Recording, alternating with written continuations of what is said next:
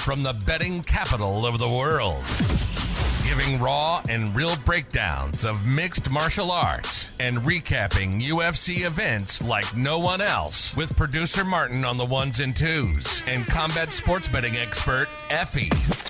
You're listening to Any Action Sportscast. Any Action Sportscast. So put your headphones on and let's take this podcast to the next level. This isn't a podcast. It's a sportscast. What is up, guys? We are back. It's your boy Effie with Any Action Sportscast, here to go over UFC 284, Islam Makhachev versus Alexander Volkanovski. I am super excited as it's a massive week in sports for us, as we have UFC 284 on Saturday and then the Super Bowl on Sunday. I'm so excited for this weekend, man. I am pumped. But first, we have to recap how we did last week at UFC Vegas Spivak versus Lewis, where we made positive 1.45 units. That's 2 weeks in profit in a row, bringing our total to positive 4.78 units on the year. Our picks went 9-1-1, and so far after 37 UFC fights, our picks have gone 28-8-1. I'm pretty impressed with those numbers, and it's all due to the Hezbollah School of Business. Cash up front, number one lesson. If you want to make money, we're going to be looking like that kid at the end of this video. Thanks so much for the support, guys. I really appreciate it. Hit that like button, hit that subscribe button, and let's get right into UFC 284. In the main event, we have a champ fight as the number one pound for pound fighter in the world, Alexander Volkanovski, moves up a division to try and take the belt away from Islam Makhachev, the number two pound for pound fighter in the world. The betting lines currently sit Alexander Volkanovski is plus 300 to Islam Makhachev, sitting minus 400 over Volkanovski. Just flat out disrespectful to Alexander Volkanovski. I'll start with him, man. If you're really going to build a perfect fighter from scratch, it's pretty close to Alexander Volkanovski, man. I have so much respect for this guy. His skill set is phenomenal. To me, he is the best fighter in the UFC right now. He has the footwork, the IQ, the striking, the defensive grappling, the offensive grappling, the ring management, everything, the cardio, the heart, the chin, everything you would want in a fighter, Alexander Volkanovski has. I say maybe the one thing he wouldn't have is the one-shot knockout power. But even then, he has shown improvements in this game. The way he was tagging up Korean Zombie and the way he was really beating up Max Holloway in his last fight. When you can tell this guy is just leveling up in his prime.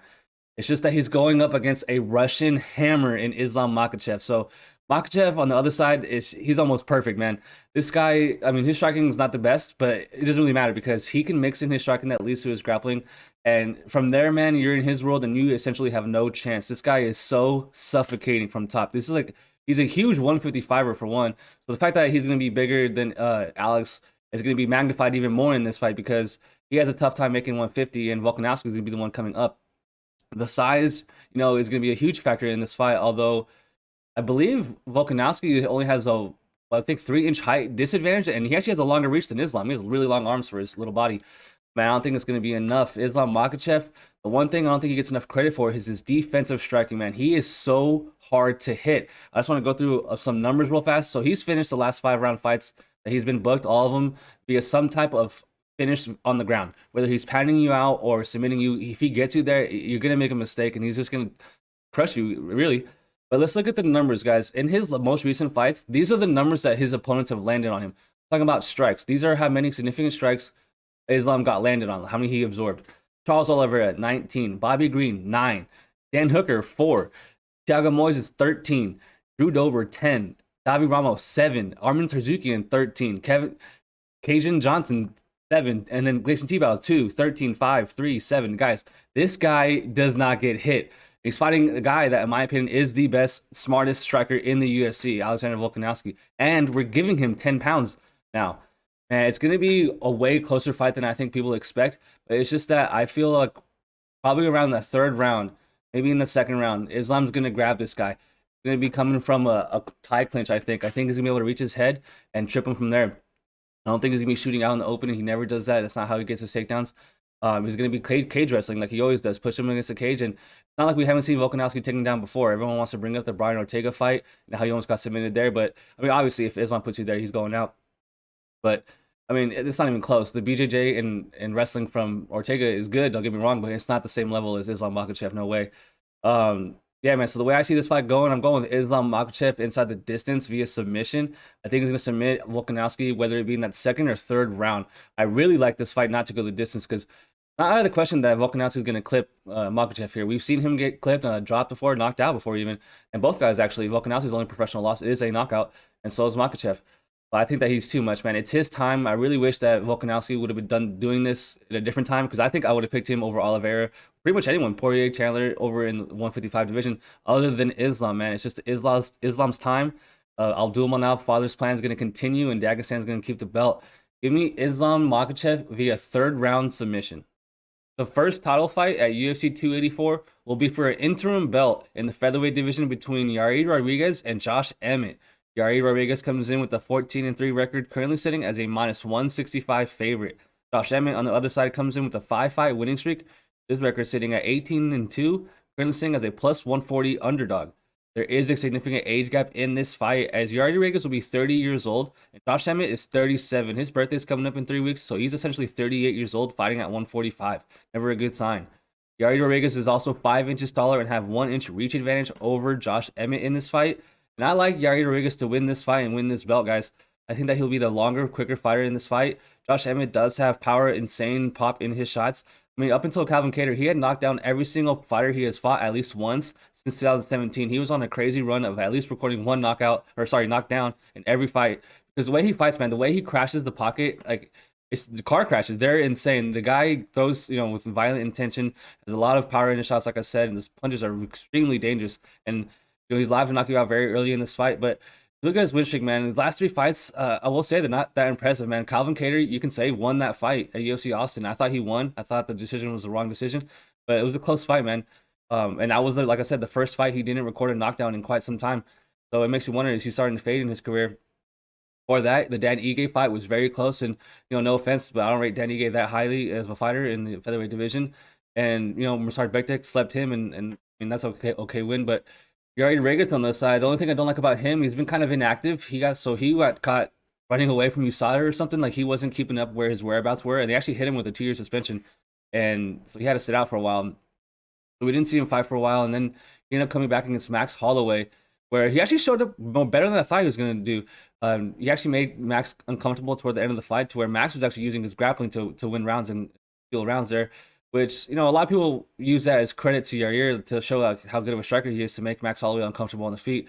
Me, it's almost like, dang, he showed that he can lose minutes via wrestling if it comes down to a close fight. And so right away, I expect Josh Emmett to try to obviously put his hands on Yair, but if he can't, I expect him to try to grapple here big time, because who knows, that short stature of his, he might have a strength advantage in this fight. We've seen Yair taken down multiple times by lesser grapplers. So I wouldn't be surprised to see Josh Emmett put the singlet on and try to wrestle here, but I think that Yair Rodriguez's footwork, his kicks, his dynamic striking is way too much here against a 38-year-old Josh Emmett, and I'm going with a younger kid. It's always tough to bet on a guy that, in my opinion, like, he should be descending soon, Josh Emmett, whereas Yair, he's ascending right in the prime of his career, 30 years old, I think Mexico wins their second belt this year, guys. I'm going with Yair Rodriguez to win via third-round knockout. Up next, in the welterweight division, we have a fight between Randy Brown and Australia's very own Jack Della Maddalena. Randy Brown comes in with a 16-4 record, currently sitting as a plus 250 underdog. Jack Della Maddalena comes in with a 13-2 record, currently sitting as a minus 310 favorite. Now, if you look at the tail of the tape, Jack will be 6 years younger than Randy Brown, but it's not like Randy Brown's super old. He is 32, Jack 26. Randy Brown will be the bigger fighter, though, in this fight, as he is 6'3", Jack Della Maddalena 5'11", and Randy Brown has a 78-inch reach, while Jack has a 73-inch reach. So 5 inches on reach, 4 inches on height. Could be the bigger fighter here. Could be a tough fight, though, man. Jack Della Maddalena, what can you say about the guy? Comes on the Contender Series, has a really close fight with Angelusa.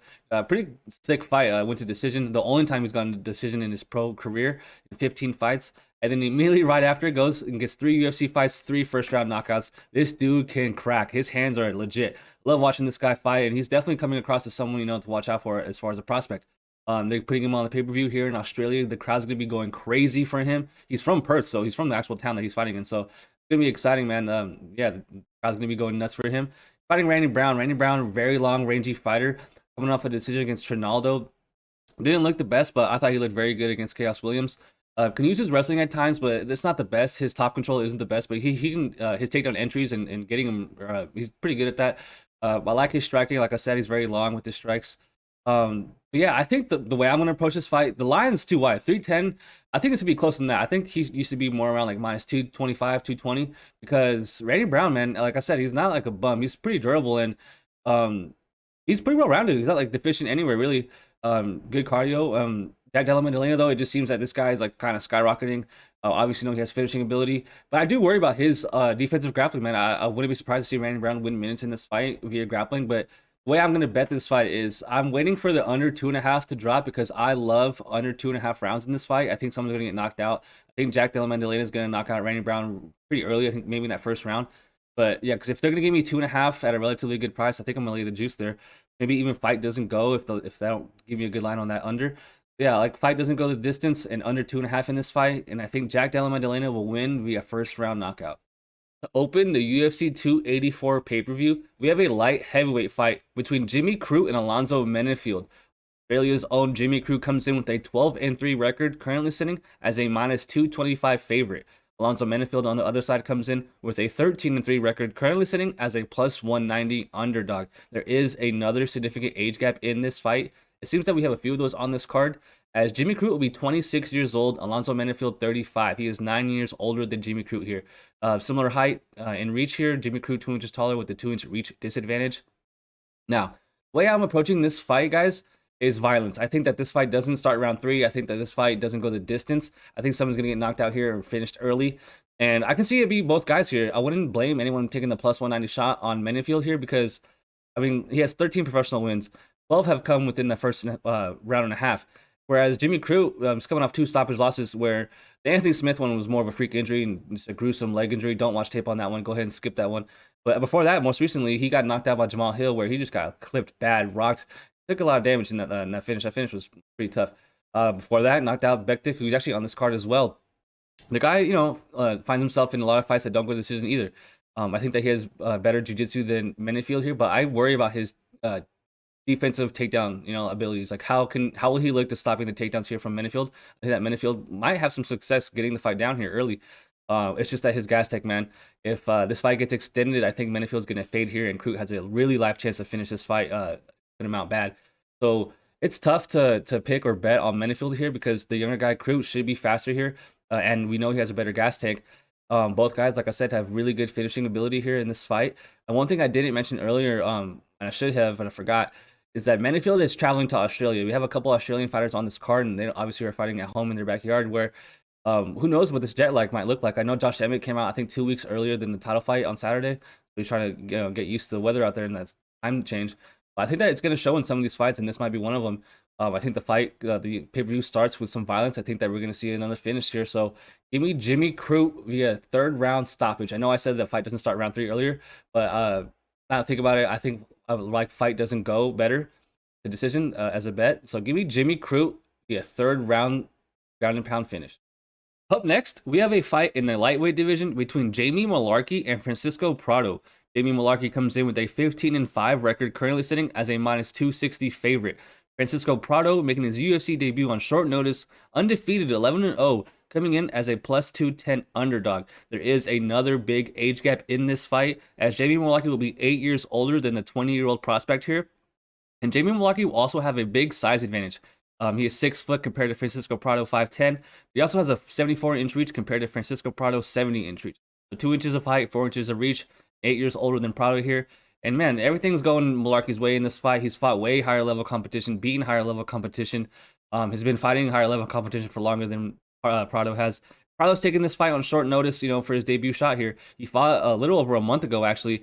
And running tape on him, man, he was just beating up a lot of guys. Very athletic, very explosive. 11 fights, 11 finishes. The guy's a killer.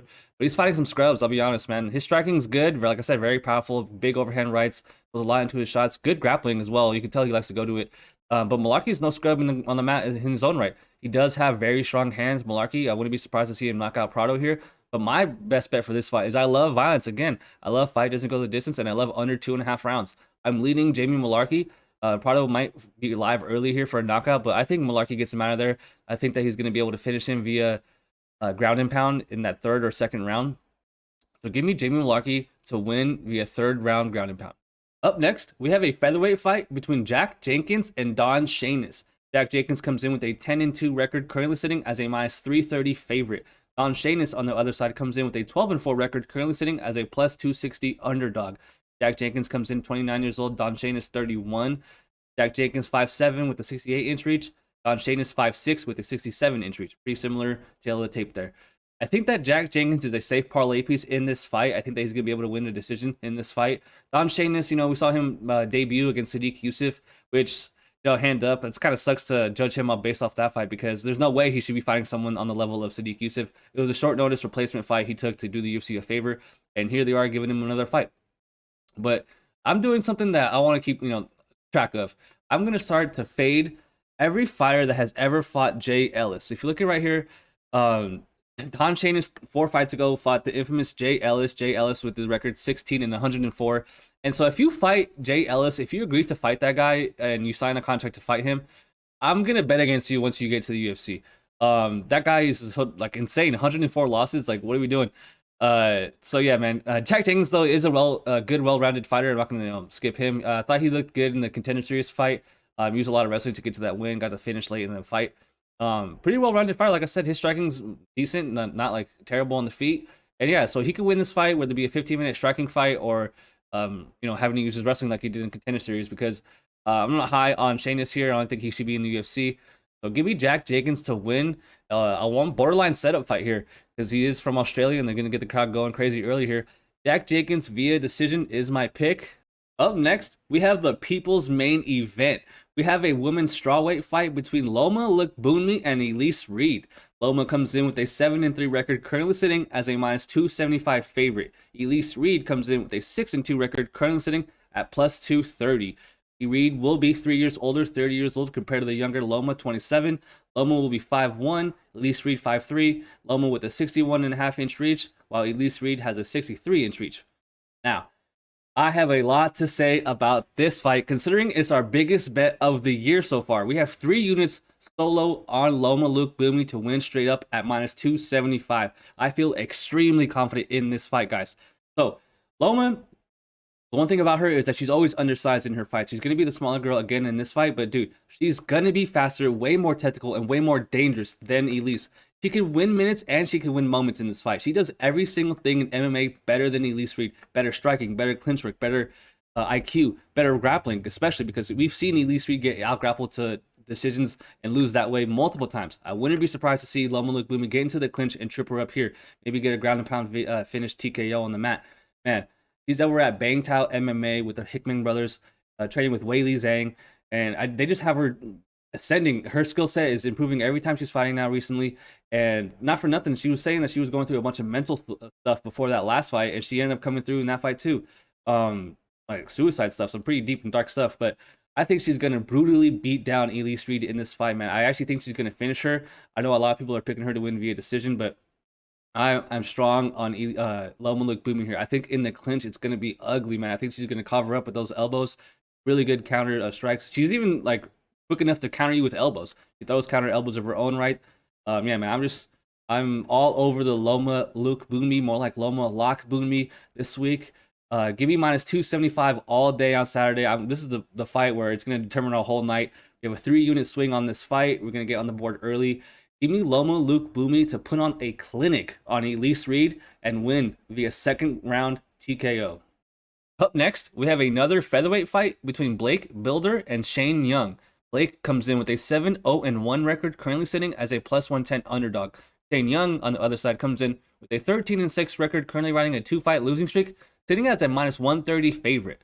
Now, Blake Bilder will be 32 years old, 5'8", with a 68-inch reach, while Shane Young will be 29 years old, 5'8", with a 72-inch reach. Longer reach here for Young, but other than that, 2 years younger as well. Man, going to be a close fight, and I'm going to pick the underdog here.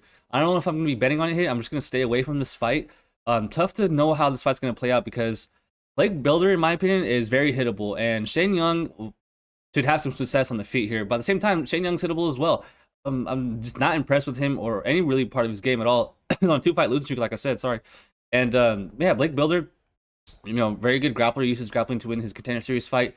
Good jiu-jitsu, good offensive grappling, you could say, and decent hands, man. He's a kind of a brawler, likes to plot forward and just throw reckless, kind of. Isn't very technical, whereas Shane Young, in my opinion, is a little bit more. younger guy fighting at home in Australia, or not at home, but he's from New Zealand. I don't know, man. I'm gonna go with Blake in this fight. It does suck that he has to travel to Australia. That jet lag might play a factor here, in a pretty even fight. I'm gonna go with Blake, man. Give me Blake to win via decision. Staying away from this fight though, not betting it, not touching any props, nothing. Just go ahead and pick Blake to win via decision. And to start the night at UFC 264, we have Zubaira Tugov taking on Elves Brenner. Zubaira comes in with a 25-1 record, currently sitting as a massive biggest favorite on the card, minus 500. Elves Brenner comes in on short notice, plus 400. And man, 13-3 record, taking it on short notice, making his debut against Zubaira. And he's going to get submitted in this fight. I think that Zubaira is going to finish this fight. Zuba comes out of Islam's camp. They do this all the time. The UFC, they book a bunch of Khabib's teammates together so that way they can fight on the same card, have same training caps aligned and everything like that. I think that Zubaira is better everywhere, man. He's fought higher level guys, been in the UFC way longer. Better striking, better grappling than Elves Brenner here. I think that he's better everywhere. The only thing I do worry about from Zubaira is that he gasses bad in his fights. He's a fucking terrible gas tank. He has a terrible gas tank. Not that great of an IQ either, but I mean, these Dagestani guys at this point, they're not going to be losing anytime soon. I think that he's going to be making quick work of Elves Brenner in this fight. I'm going to go ahead and get a pick first or second round submission for Zubaira. Kick off the card. Emergency edit for the show right now. When I went to upload 4 of my breakdowns, the audio got messed up. So I'm going to do a really quick rapid fire for some of these fights and just to get the pick out and to let you know who I think's going to win, how they're going to win. Justin Tafa versus Parker Porter, super sloppy heavyweight fight. I laughed when I saw that it was on the pay-per-view. But really quick, this is how much I care about this fight. Heads Porter, tails Tafa. Justin Tafa is going to win. And it was funny, I did this on my original breakdown, and Tafa won that coin flip too. So we might have to bet Justin right now. But for real, 2 sloppy heavyweights. Go ahead and get a smoke break fight during this fight. It should be ugly. Someone's going to get finished though, so I do forgive the UFC for booking this fight because someone's probably going to get knocked out, whether it be Porter getting ground and pound on Tafa or Tafa knocking him out on the feet. Both guys low-level heavyweights. Pass on that fight. After that, the Tyson Pedro Modestas Bukauskas fight. That audio got messed up as well. I'm going with Tyson Pedro. I think he can win via knockout. Modestas is taking this on short notice. This is his second stint in the UFC. That injury he sustained to Khalil Roundtree was so vicious, man. I even was wondering if he was even going to walk again, the way his knee got blasted by Khalil. And yeah, man, I think Tyson Pedro, ever since he came back, they've given him 2 trash cans back-to-back, Harry Hunsucker and Ike Villanueva. Both guys suck. So you can't really judge too much. But he did take those 2 years off in the middle of his career, which was strange. I think he had some sort of like big-time knee surgery or something. But he's a good kickboxer, a lot of power. I think he knocks out Modestas here. And then the Kuliabal Melsik Bagdasaryan fight got messed up as well. I actually like Melsik in this fight. This is the toughest fight to me to predict the whole card. I think it's a pick'em right now, minus 110 both ways. And yeah, man, I'm going to go with Melsik here. I know he's green, he's young. These guys are pretty durable. I think it goes to decision. I just like the striking from Melsik. It's pretty bland and stale. He's really stiff, but I just like how he comes forward, like his pressure. And Koulibaly is no joke either. He's a good fighter, but staying away from it betting wise 100%. But I do like it to go to decision and for Melsik to win via decision as an underdog. And then the last one that got messed up was the Clayton Rodriguez and Shannon Ross fight. Now, Shannon Ross stinks. I actually like Clayton Rodriguez as a fighter. Shannon Ross was getting lit up in his Contender Series fight, and I will say this though, he was getting body bagged so bad in that first round, and he actually was winning the second round until he got knocked out. And that showed me that he has a good chin too. He actually looked better off counters. Laura Sanko mentioned it on the broadcast, which is funny because I thought the same exact thing when I was watching it. He would go forward, and every time he would go forward, he would get clipped on the way back. Like, his entries weren't very good. The way he starts his combination is bad. But every time he let his opponent go first, he was countering really good. He has really good counter rights, a really strong right hand. He likes to throw bombs. But I think Clayton Rodriguez is going to be fine here. He was handling the forward pressure of CJ Vergara in the last fight easily. Really good check left hook, good striker, really good jiu-jitsu as well. I think Clayton's a good parlay piece. I like him. I think it was minus 230 when I saw. But yeah, guys, sorry for the rapid fire. Had to put this in the middle of the show. I think I'm going to put it at the end of the show, actually. But yeah, 4 of the fights, audio got messed up. Had to do a quick rapid fire. But yeah, back to the show. Now I'll do it, man. Now it's time for the most important part of the show, our official bets for UFC 284. So far, we have 2 bets. 1 moneyline play and 1 2-leg parlay. Our biggest bet of the year so far will be a 3-unit bet on Loma Luke Bumi to defeat Elise Reed. Like I said in the breakdown earlier, guys, we took this at minus 275. There's not one single thing Elise Reed does better in MMA than Loma Luke Bumi. I think that she's going to be safe every single area this fight takes place. and I honestly think that she has a chance to finish Elise Reed in that second round. After that, we have a 2-leg parlay. We parlayed Yair Rodriguez at minus 160 and Islam Makhachev at minus 370 for plus 106 odds. And we put 1.05 units on this bet. I feel pretty good about both title fights here. I think that Yair Rodriguez, like I said in the breakdown, younger fighter, quicker fighter. I worry about Josh Emmett fading in this fight the longer it goes. I do worry about Yair's takedown defense holding up here, but I think that the longer it goes, he's going to come on strong and maybe even finish Josh Emmett in this fight. Then Islam Makhachev, I mean, what can you say about the guy? I just want to hop on the money train. I really doubt that he's going to lose this fight, but I mean, Alexander Volkanovski has all my respect, but at minus 370, I parlayed him here. Yeah, we put 1.05 units on that bet. I think that Islam keeps his belt, and I think Mexico gets their second belt of this year. That'll do it, guys. Those are our official picks and our bets for this card. Thank you so much for watching, guys. I really appreciate all the support. Let me know what you guys think about my picks, man. Who is your underdog on the card that you love the most? Who is your lock of the night? Oh, and before I forget, Super Bowl pick. I'm going with the Philadelphia Eagles. Now, I haven't done too much research. I still need to go look at the numbers more and dive into the game a little bit more. But as of right now, I will be wagering on the Philadelphia Eagles. I'm going to try to get the best line I can. Minus 1.5, I'll take it. Minus 1, I'd really like that. I think that they have the better offensive line, better defensive line. And I know betting against Patrick Mahomes is tough, but I'm going with Jalen Hurts, man. Let's go Eagles. Let's go Philadelphia. If you're from there, that's what's up. But yeah, man, thanks so much for watching. Really appreciate all the support, man. Like I said earlier, leave a comment. Let me know what you think about my picks. Good luck this week, and we're going to continue the win streak, push it to 3 weeks in a row. See you guys next week. Peace.